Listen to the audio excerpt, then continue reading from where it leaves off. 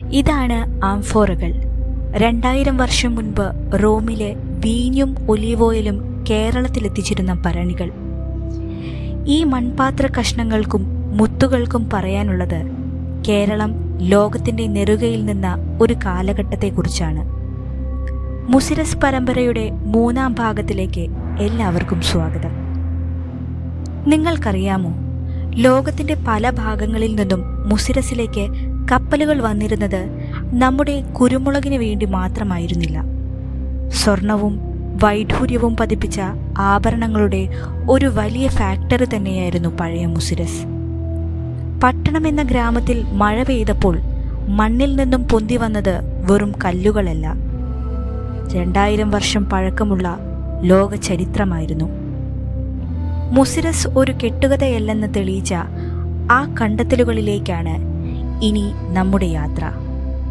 റോമിൽ നിന്നും വീഞ്ഞും ഒലീവ് ഓയിലും എത്തിച്ചിരുന്ന ഭീമൻ ഭരണികൾ, കച്ചവട കരാറുകൾ ഉറപ്പിക്കാൻ റോമാക്കാർ ഉപയോഗിച്ചിരുന്ന സീൽ മോതിരങ്ങൾ, ലോകത്തിൻ്റെ വിവിധ കോണുകളിൽ നിന്നുള്ള അമൂല്യമായ രത്നക്കല്ലുകൾ, ഇവയെല്ലാം മുസിരസിൻ്റെ പ്രതാപത്തിൻ്റെ തെളിവുകളാണ്.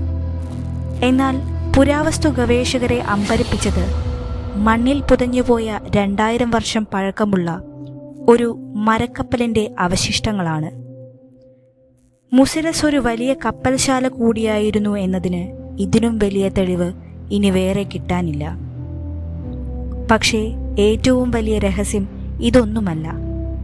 ഇത്രയും വലിയൊരു നഗരം പെട്ടെന്ന് അപ്രത്യക്ഷമായപ്പോൾ അവിടുത്തെ സ്വർണശേഖരം എങ്ങോട്ട് പോയി? ഒരു വലിയ വിഭാഗം ചരിത്രകാരന്മാരും വിശ്വസിക്കുന്നത് ആ നിധികളെല്ലാം ഇന്നും പെരിയാറിൻ്റെ ആഴങ്ങളിൽ എവിടെയോ ഒളിഞ്ഞു കിടക്കുന്നുണ്ടെന്നാണ്.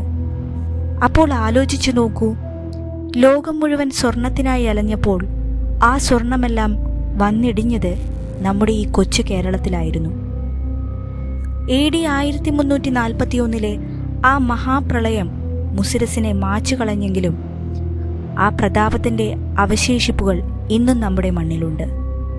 ഇത് നമ്മുടെ ചരിത്രമാണ്, ലോകമറിയേണ്ട നമ്മുടെ അഭിമാനമാണ്.